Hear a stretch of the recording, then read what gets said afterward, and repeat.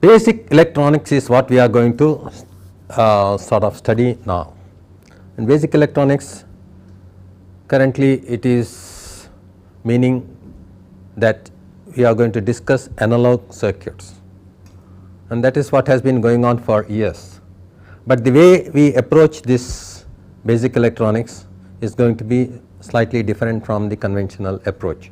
Let us therefore see what this basic electronics comprises. It comprises electronics for analog signal processing. Now, in this we should know what is analog. What is an analog signal? That we have to understand. Signal in electrical engineering simply means either voltage V as a function of time or current as a function of time. This is the general definition of signal in electrical engineering.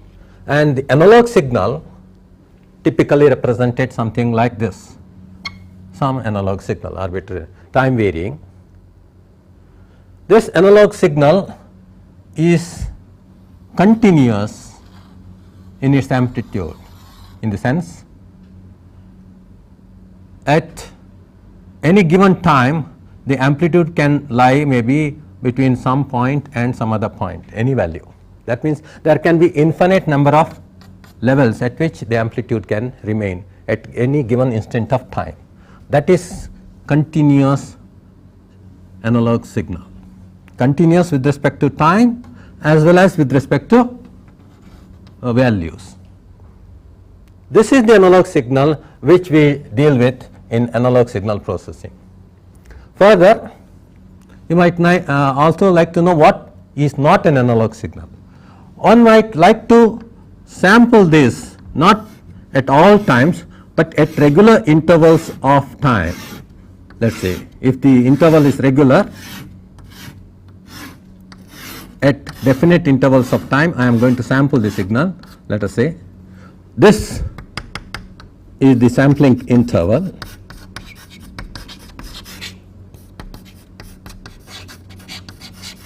and at those intervals of time whatever amplitude occurs for the analog signal, I am interested in only those. I am not interested in the rest of the amplitude. This is called sampled data, where the time is discontinuous, not continuous. It is occurring at regular intervals, whereas the amplitude could be any continuous value, okay, but taken only during those intervals of time. So, this is the sample data. We can do sort of processing for sample data, that is called sample data processing. It also belongs to a certain extent to analog signal processing. Then we would also not be interested in any amplitude. We are going to be in some cases interested in specific intervals of time and specific values of analog signal. Let us say analog signal at this level is of interest. Anything less than this is going to be considered as belonging to this if it is halfway above, as belonging to this level if it is less than halfway. Similarly, anything let us say between this and this, if it is in between this, can be considered as this. If it is here, it can be considered as this. That is called quantization.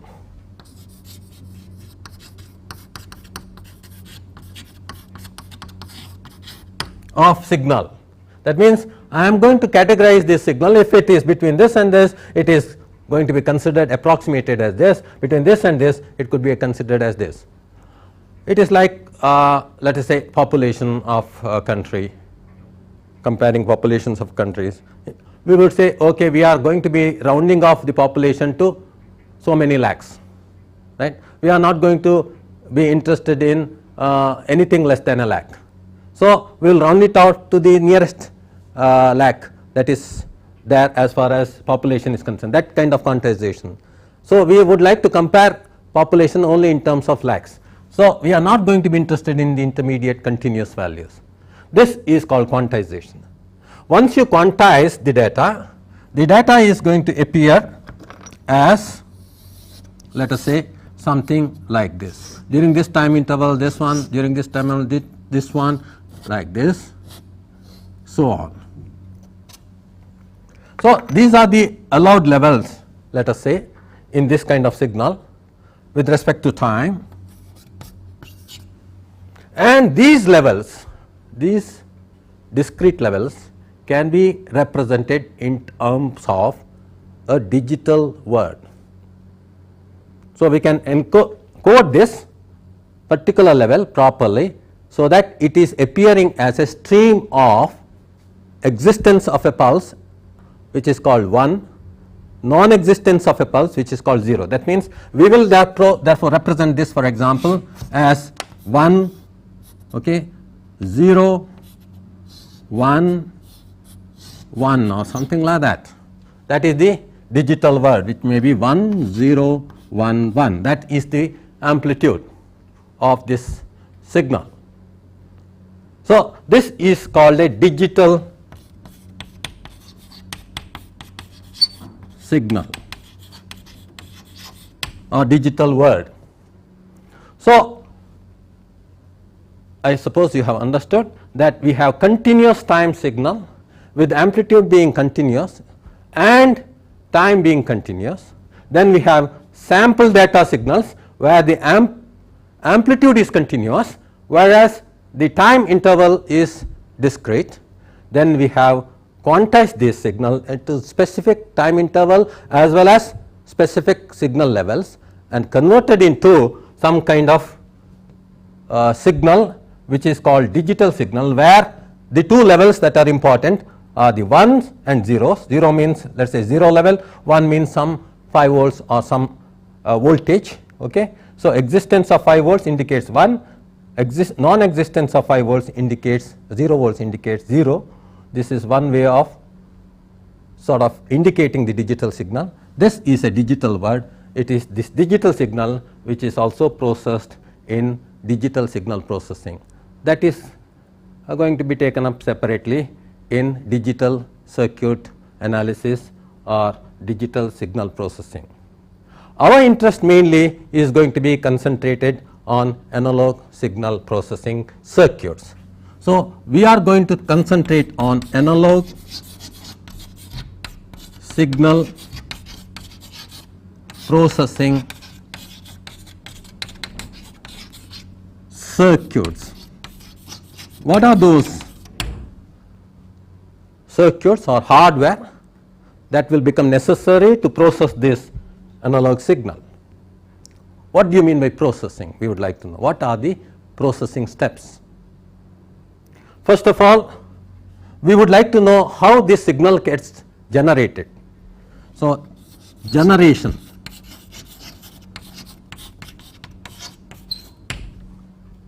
So that the signal exists before it is processed. The signal of this type can occur in what is called a transducer, which converts one type of energy into another type of energy. Transducer, let us say transducer. In this we can convert, for example, pressure transducer, pressure gets converted, mechanical pressure gets converted into electrical signal, or acoustic signal gets, again pressure, gets converted into electrical signal. An example of this is a microphone. Most of you know about this microphone. You speak into it and immediately, okay, because of the pressure fluctuations, you can generate at the terminal of the microphone a voltage signal. So, this kind of generation of the signal is possible with transducers.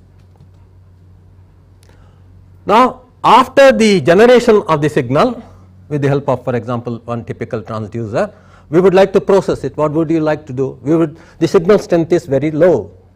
It is occurring at very low voltage level or very low power level. We would like to therefore amplify.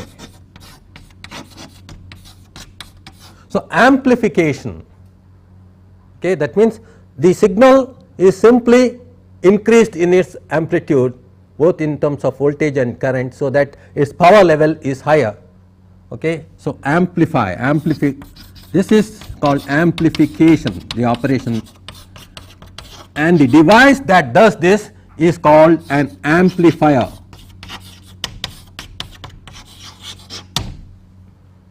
So, we would like to amplify, and that action is called amplification, and that is done by a device called amplifier. This is nothing but multiplication of voltage and current, or voltage or current, by a constant factor. Mathematically it is equivalent to multiplication by a constant factor.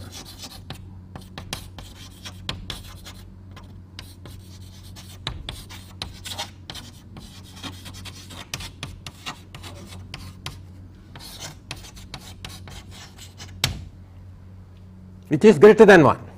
So, that is called amplification. Multiplication by a factor, constant factor, which is less than 1, is called, opposite of amplification, is called attenuation.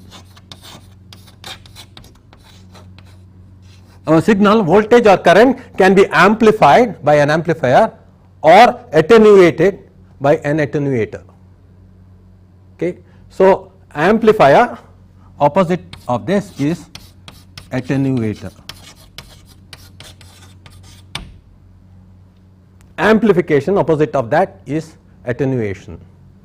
Okay. So, this is one of the device which will process a signal, and if you can bring out this amplification at a fairly high power level, I would like to sort of output this,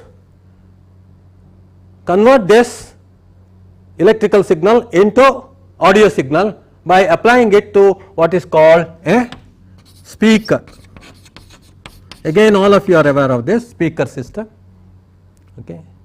You can output so many watts of power at the speaker end by suitably driving the speaker by means of a power amplifier.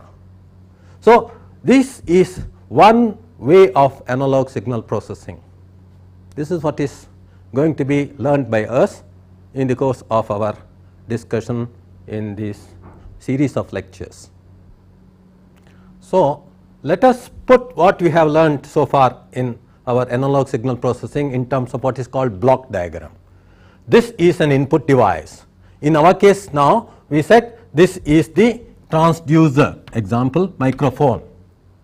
So, this is going to be converting whatever form of energy you have, mechanical, temperature or anything, pressure, into electrical energy here, which is a voltage or current form, and that is going to be amplified as a voltage amplifier or current amplifier, or in general it is called a power amplifier here, to the level that we require so as to drive an output device. In this case it could be a display device, or for example it could be a speaker. So, it is getting converted here from again electrical back to sound energy, in this case of a speaker, or if it is a an oscilloscope display device, it will be coming in the form of a waveform. So, this is the part that we are going to concentrate on as to how we should design an amplifier, what are the devices involved, what is the mechanism of amplification, etc. Amplification, for example, I just told you, is a multiplication by a constant factor. That means, if I have a signal with respect to time, let us say something like this, let us say voltage, I will amplify this so that is going to be over the same time interval going to have a larger amplitude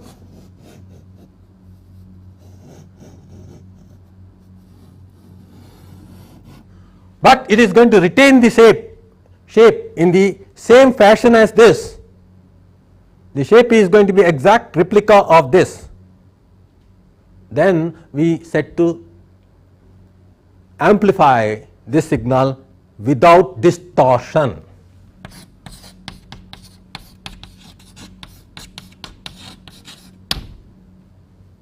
So, we say no distortion is occurring if I am able to produce a replica of this with increased amplitude for the same time duration.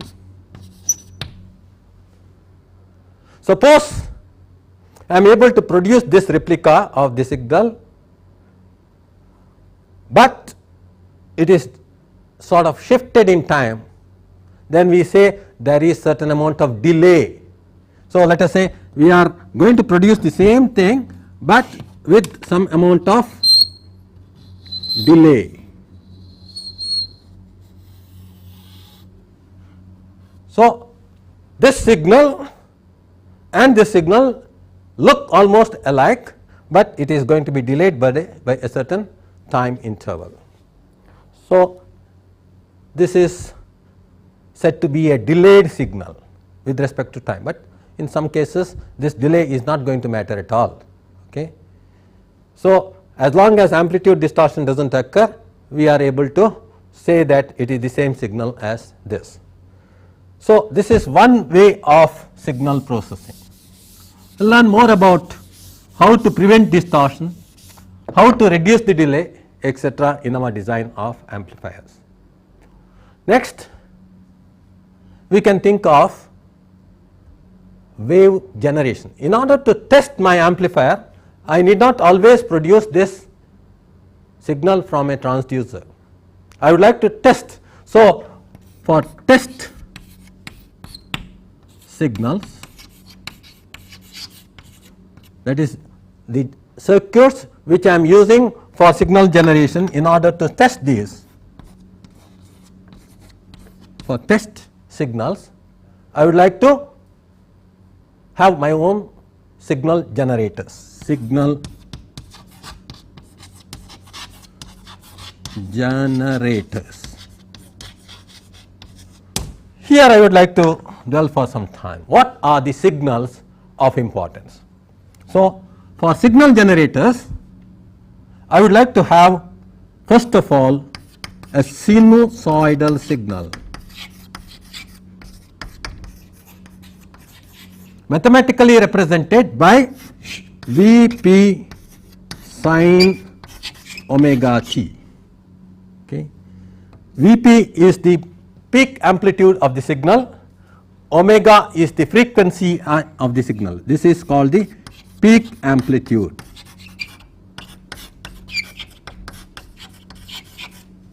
And this is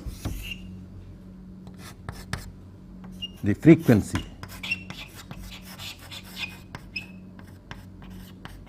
In terms of radians per second. So, all of this you have learnt in your earlier course on networks. Vp is the peak amplitude of signal and omega is the frequency of the signal, and I would like a signal generator which can produce sinusoidal signals. What are the circuits that will sort of generate these sinusoidal signals? Okay.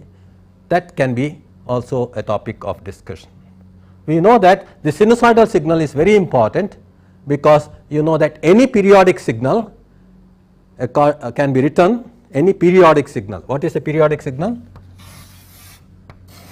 Let us say we have some signal like this, it is getting repeated after a certain time. This is called the time period t.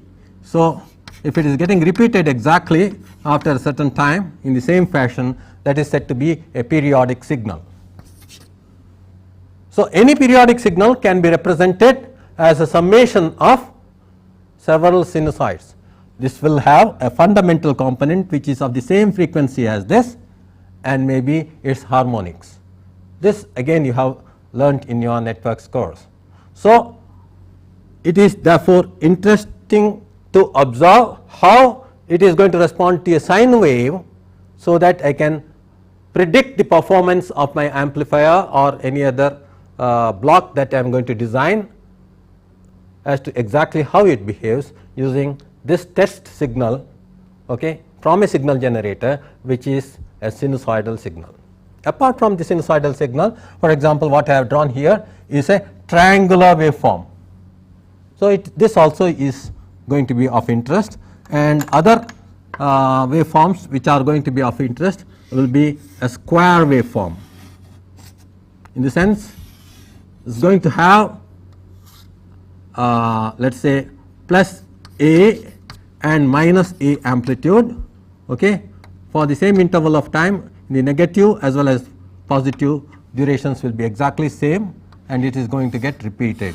So, this is called a square wave. So, we have triangular waves and square waves, apart from sine waves, which are going to be of interest to us. Apart from this, we would like to also have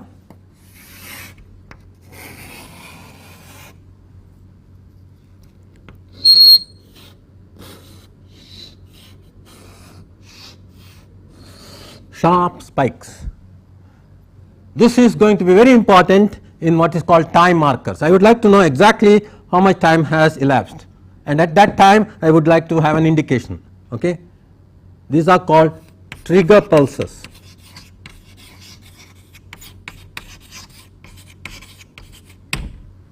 So, exactly after t interval you get a, let us say, trigger pulse. So, I know periodically these trigger pulses will come and sort of indicate that this much time has elapsed. So, to generate this trigger pulses, what are the circuits that we have to use? So, these are the commonly used signals in analog signal processing and testing. So, we would like to know what are the circuits which will generate these. So, signal generator will form another topic of discussion, both sinusoidal as well as non-sinusoidal. These are called non-sinusoidal signals.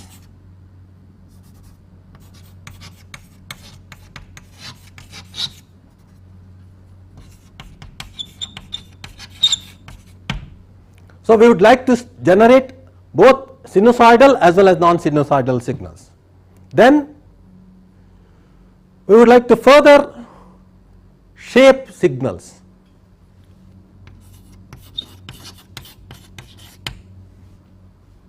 How to chop the top portion and the bottom portion. Look at this.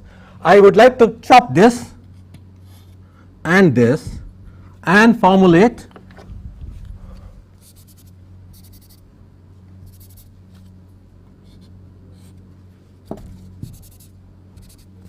so if I chop off the head of this triangular waveform, okay, to the extent I need, then I get what is called a trapezoidal waveform.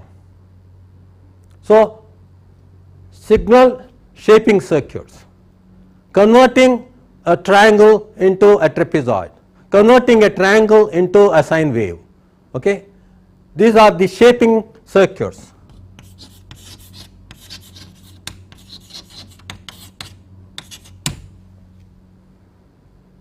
Then we would like to also discuss about how to multiply two signals. So, multipliers, that means multiply one voltage with another voltage. For example, output voltage is going to be Vx into Vy divided by Vr. So, output, since it is a voltage, I can multiply Vx by another voltage Vy divided by Vr, so that the dimension of this is again voltage. So, this can form a multiplier, or if this is Vx and this is Vy and that is Vr, that is a divider.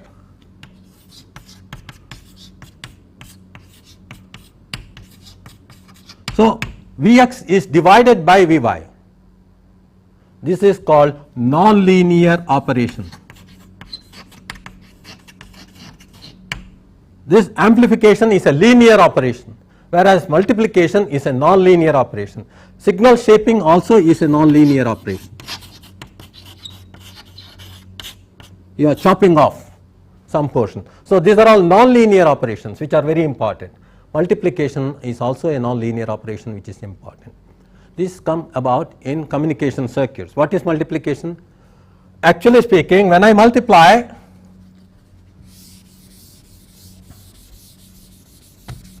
I get, for example, A sin omega t is one signal multiplied by B sin omega 1 t omega 2 t divided by, let us say, Br dc, let us say.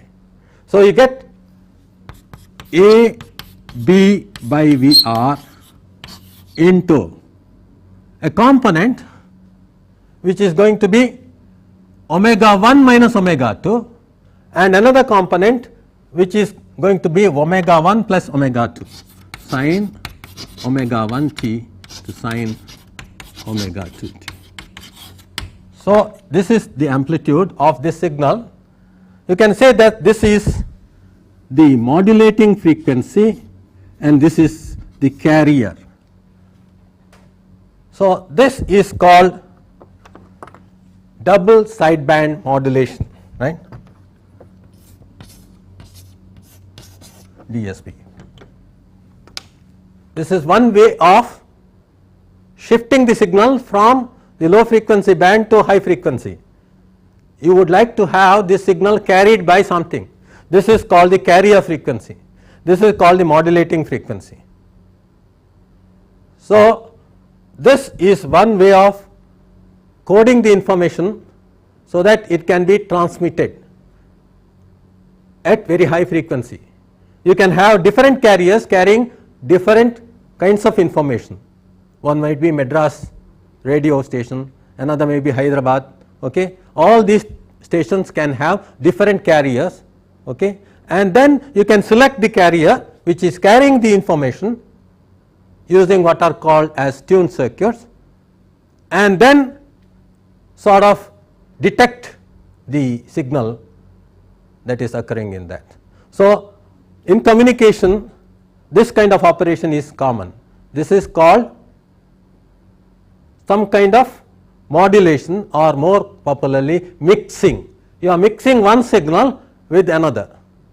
So, this operation of multiplication is adopted in what is called as mixer, modulator as well as demodulator. In order to get the information out from this, I simply have to multiply this now by, if I simply multiply this by another signal.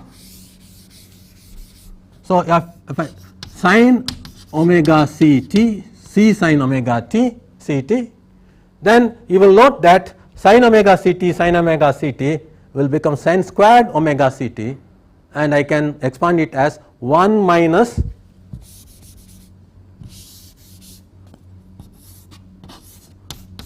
cos 2 omega c t divided by 2. So, you can see that sin squared omega c t is getting converted into this kind of form, and I can extract the wanted signal from this by separating this by using a simple low pass filter. This is a high frequency signal, this is the carrier frequency signal, twice that, and I can separate it from this composite signal by using a low pass filter. All these discussions we will be doing later on. This is a communication signal operation. So, this is called, this operation is called mixing or modulation or demodulation.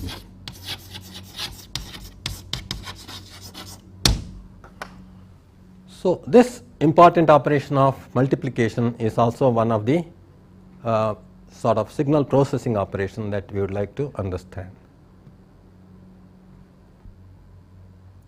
We have just now seen how amplifier simply multiplies the signal by a constant, how in testing these amplifiers etc., it becomes necessary for us to generate certain signals like sinusoids, triangular waveforms or square waveforms, that is also termed as oscillator, how we can multiply one voltage by another voltage, again get an output voltage by using a multiplier, which do what is called coding of signal in terms of modulation, mixing. How we can also do wave shaping of these different signal waveforms to convert one waveform, for example triangle to sine wave, triangle to trapezoid, etc., by using wave shaper circuits. And further so on, we can also do some kind of modulation, both is of amplitude and frequency. This kind of coding can be done. This is called amplitude modulation circuit. This is called FM modulation, because we know that any given waveform Vp sine omega t sine wave, we can make Vp become equal to, let us say, Vm sine, this is omega mt, okay, into sine omega ct. That means this amplitude Vp itself is sinusoidally varying. So you can see here, this is nothing but multiplication of one modulating frequency with carrier. This is the modulation, that multiplier that we talked about. Okay. In order to identify the carrier, we might also add along with this the carrier itself,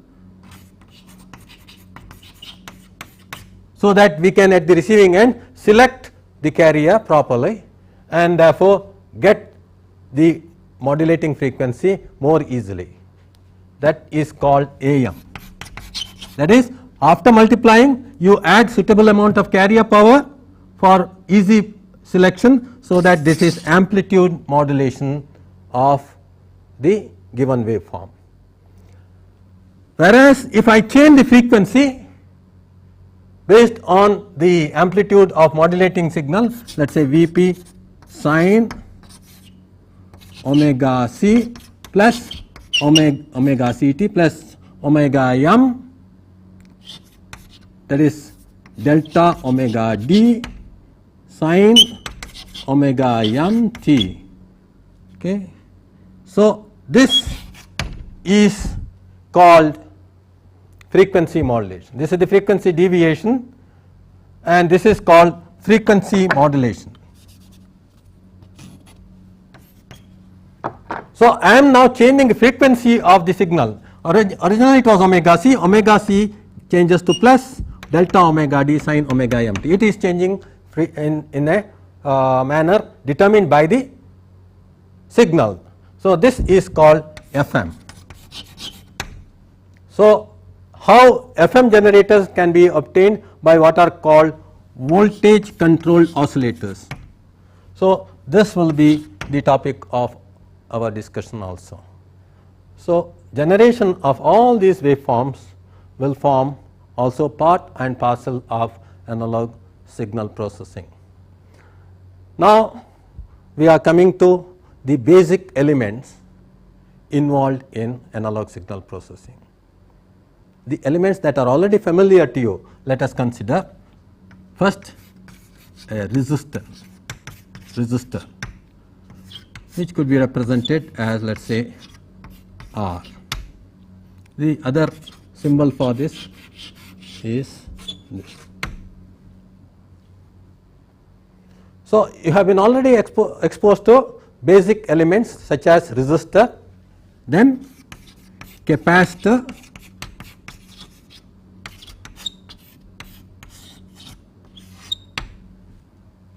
and then inductor.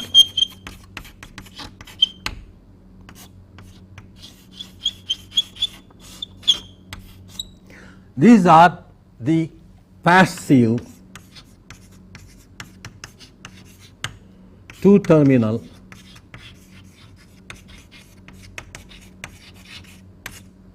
elements. These are further, if they are ideal, they are also called linear, bilateral, elements. We will understand what this means, because there is certain volt ampere relationship for each one of these elements, which you have already studied earlier in your network course. For example, the current and the voltage in all these three cases will be linearly related. So, for example, let us take Ohm's law, which has been studied by you as V divided by I equal to R. Voltage divided by current is a constant. This is what is called Ohm's law, and this is the resistance value. If you plot this, let us say this is the voltage V and the current in this is I.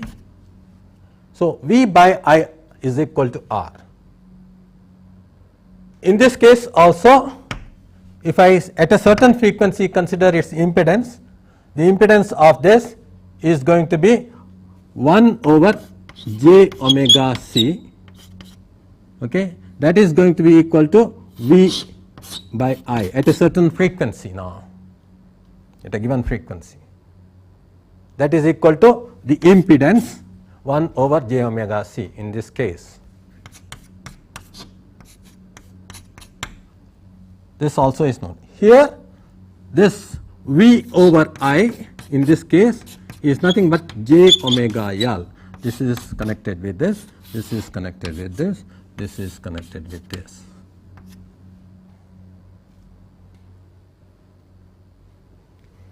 What it indicates is that impedance in this case is proportional to frequency of the applied signal. Impedance here is inversely proportional to the frequency of the applied signal.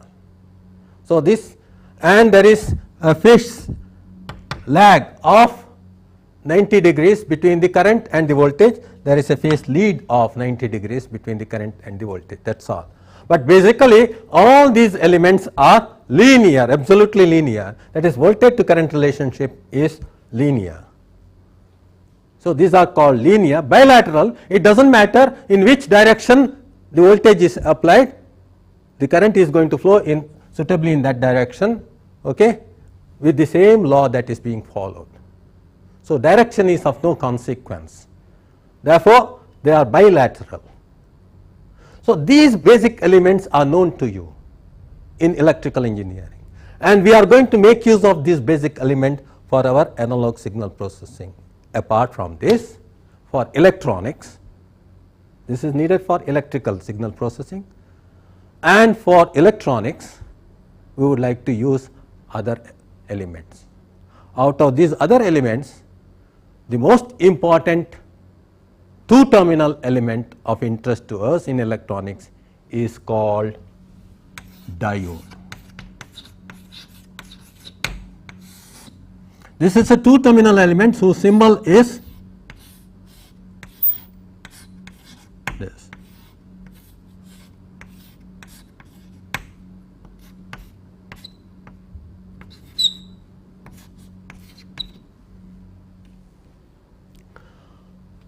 This V and I indicate the instantaneous value of voltage at any given time.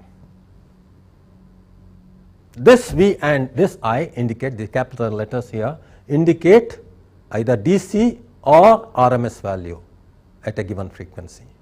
Right. So, in this particular case, this is a non-linear device. Unlike this device,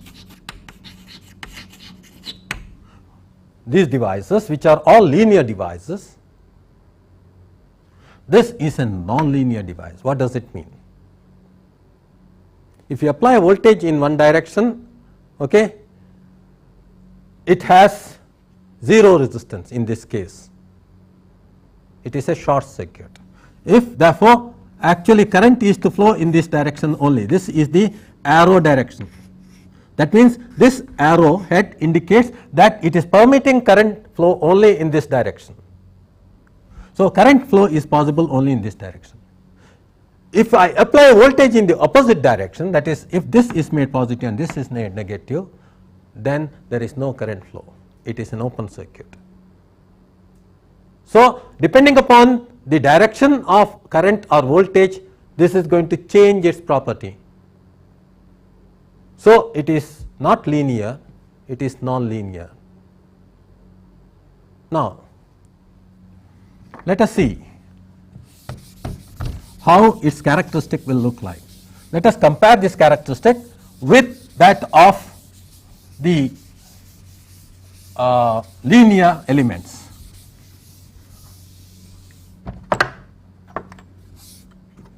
For example, let us take the characteristic of a resistor.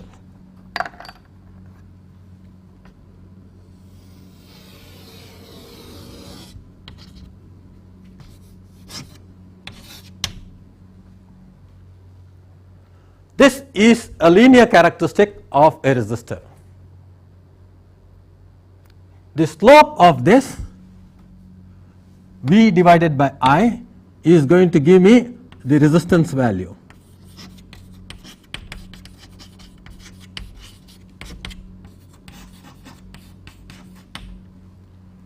So, I can even take this slope, that is slope is constant, and that is equal to the resistance value. So, this is the characteristic of a resistance. If you plot this, this is nothing but V is equal to I into R. You can see that. Right? So, V is equal to I into R is nothing but a linear characteristic like this. If you were to draw, I mean, if the resistance value is very high, the slope is going to be high. If the resistance value is very low, the slope is going to be low. Okay. Now, how will the characteristic of a diode, ideal diode, look like?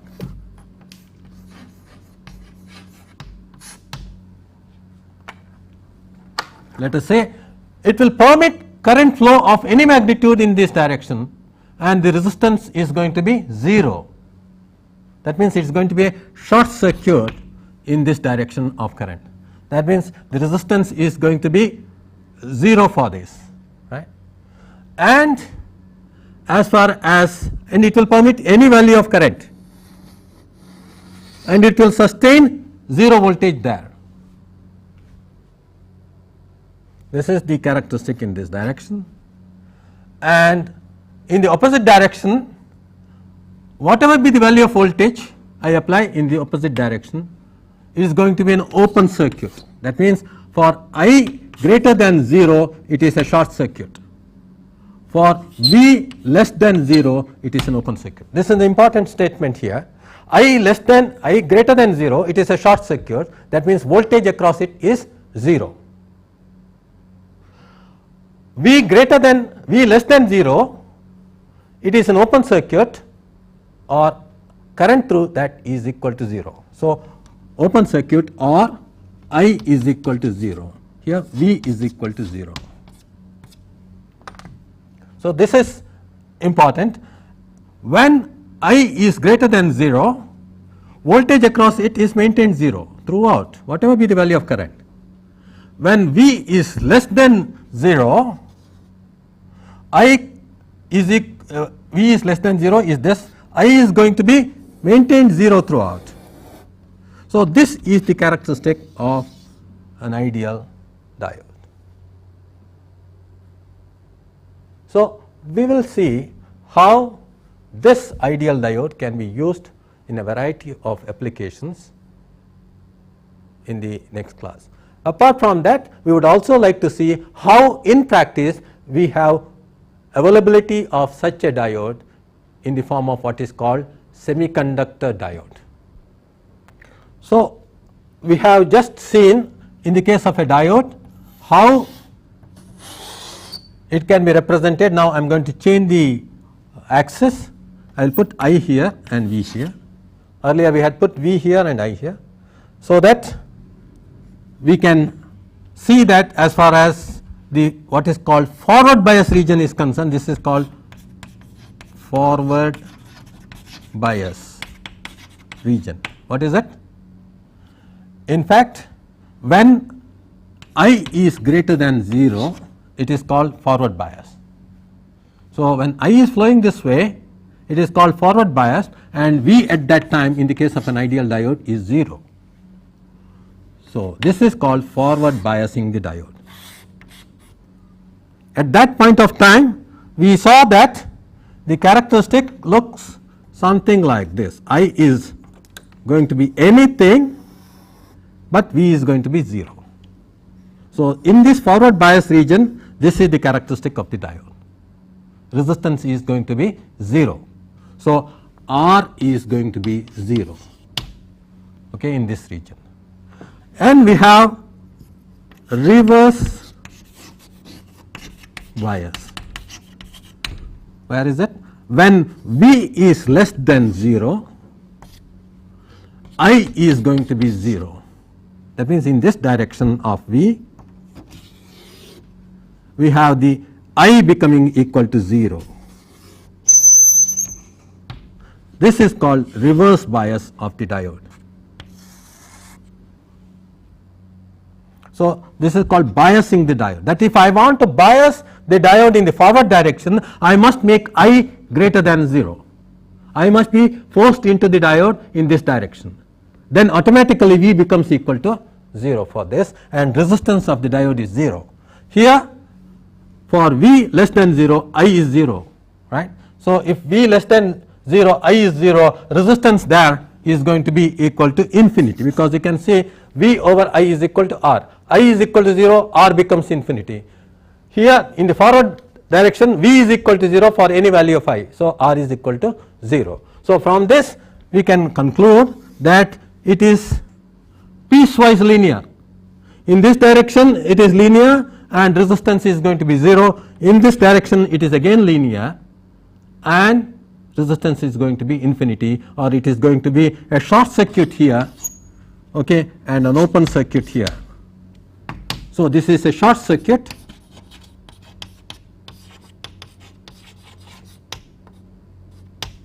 and this is an open circuit. Let us therefore in the next class see how this kind of ideal diode characteristic is going to be imitated by a practical diode called semiconductor diode.